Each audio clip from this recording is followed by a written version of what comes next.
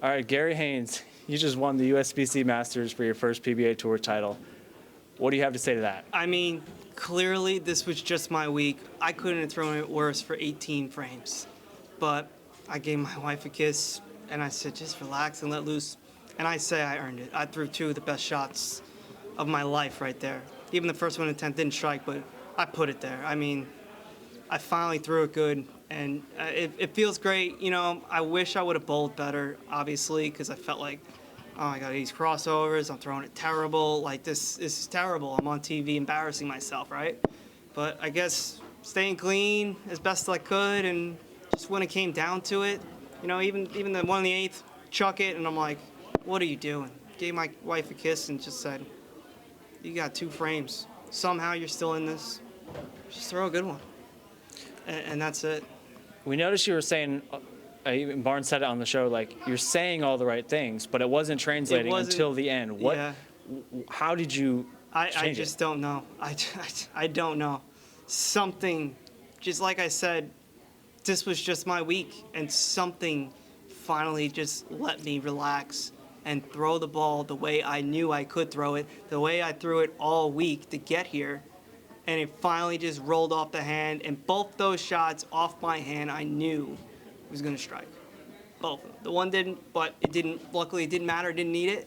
Just need the spare. And even the spare, I felt nothing. It was, all right, just roll up there and make the 10-pin. It didn't. I didn't even feel like I needed it. I felt like I knew I needed it, but I didn't feel that way when I was picking up the ball and make it. I felt like it was already down. It was already down. I actually was looking up to quickly do the math. I'm like, I don't think I need to even throw it good now. And I'm like, no, just chuck it there. Just chuck it down the middle. We're good. It's unbelievable, you know, and I've finished second so many times. I have 5 runner-up PBA regionals. I have 3 Long Island Masters at home, runner-ups, a couple NEBA runner-ups, and it's just like I'm always there, and it just feels like this week finally somebody was like, this guy needs a win. Hopefully this rolls it into being more comfortable even in the small stuff. How clutch, or how much more does it mean that it was Simo that was on the other side? I mean, this guy's won 3 of these. Everyone on the show obviously is exceptionally talented, there's no doubt, but the fact that to do it, you had to get through the guy that at the start of the telecast, you know, the commentators are saying was probably that felt like they were the favorite. Does it mean any more, or how does it feel that that was the guy that you had to get past at the end? I mean, not under the lights. I bowled him for the spot already, right? And you know what? I out-bowled him then, right? So I knew on TV it was going to be me against myself. And luckily, whatever he had going on there kept me alive, right? And then, you know, I look up and go, we are alive. We're alive. And just, I still chucked another one in the 8th, but at least in 9th and 10th, I got up there and threw good shots, right? So I've never tried to let it bother me who I was bowling, right? Because at the same time, I already felt like a winner just getting here. So it was me against myself, and myself beat me up for most of those 2 games. So Simo did whatever Simo did, and he kept me alive, which apparently was the worst thing you could do. Yeah, it looked like Simo was kind of rope-a-doping you just a little bit. He looked like he was shooting at a target type thing. It looked like things were going his way until he left the 4-9, and it's like it woke you up, just like Rocky, and you came in there, threw a couple of the best shots of your life, and that's why you're sitting here. Yeah. You were clutch. Yeah, I feel like I'm going to remember those 2 shots and forget about the rest of the games, right? Because those 2 shots are what meant it. You said you felt like a winner before this match even started. How do you feel now? I don't even know what to feel. I'm numb. I'm numb right now.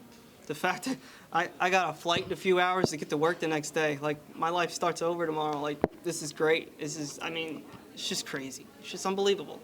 Like I said, the amount of second place finishes I have, and this is the one that somebody out there was like, no, you're getting this one. We're not letting this one slip away. Like, you're finally getting something, man. And this is the biggest one, you know, a major, the Masters, the biggest one out there. Unbelievable. You know what? Forget those 18 frames. What I did this whole week is why I'm here and why I'm holding this trophy. You had a bunch of family sitting there in the front row. Your dad was losing it down the stretch there. He was. My dad, when I ran into him this morning, because they actually flew in from Disney. They were on vacation with my niece and nephew and my brother and my sister-in-law, and they were like, well, we can't miss this. So they flew in last night. And when I saw him this morning, he was already like the proudest father you can imagine, right? He's already in tears. I'm like, I had to stop him, like, nah, we're not done yet. I can't get emotional. We gotta hone this in. You talked that you're going back to work tomorrow.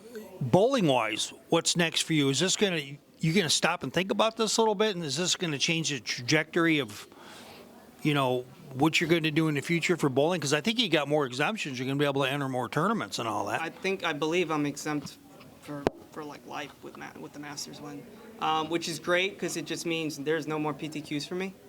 But at the same time, I have a very good job at home. It would be very hard to just pick up and leave. But like I am bowling the players. I had already taken this week off and the week of the players off, just as the two I was going to bowl this year, being majors, and. I don't know. I don't think you're going to see me out here any more than you already did, and that's simply I'm in a different situation than everybody else here, right? The guys that are week in and week out, they do it for a living. I have a living, right? So I'm not going to quit my job. Like, I can promise you that. That's not happening. I have a very nice job at home.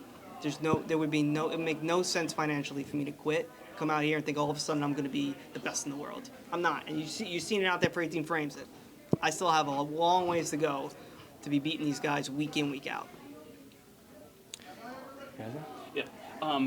We all saw the kiss with your wife before that. Were there any words exchanged, or what prompted you in that moment? Did she call you over? What prompted that to happen? Dino Castillo was literally like, dude, you need to loosen you up. Just go to call a timeout and kiss your wife. I'm like, what? He goes, yeah, who cares? Just go do it. So he wanted me to do it before the 8th frame. And then when I threw it real bad in the 8th and got away with the Brooklyn, I'm like, what? Might as well give it a shot. What's the worst that can happen here? And clearly it did something. Whatever that did, it did something. And I know that's going to mean something to her. I mean, that's going to be on TV for the rest of our lives, right? That's what transpired in that 9th and 10th frame. You called yourself Homer Simpson a few days ago, and now you get to go home and call yourself a USBC Masters champion. It's just unbelievable. I'm sure Homer Simpson would have loved to get one.